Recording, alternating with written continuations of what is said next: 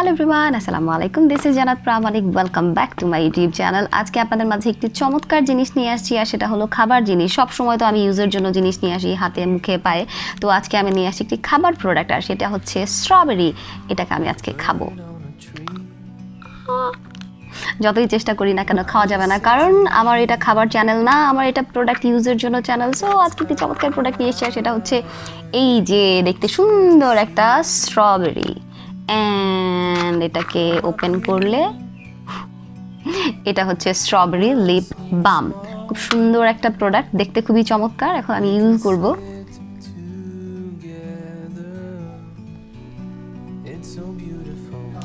বিশেষ কোনো কালার বুঝতে পারছি না, সো কিছুটা সময় ওয়েট করব এবং দেখবো যে আসলে কি এটা কালার হয় কি না।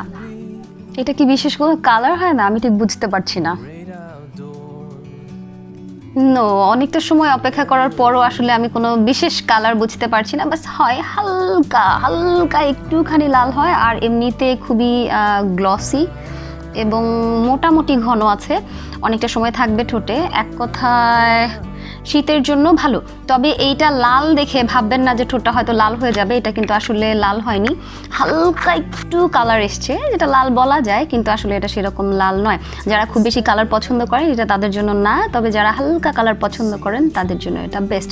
এবং ইউজের দিক থেকে যদি বলি, ভালো। তবে এটা দিয়ে যদি কেউ মনে করেন যে ঠোঁটের কালো দাগ দূর হয়ে যাবে, তাহলে আমি মনে করি যে ভুল ধারণা।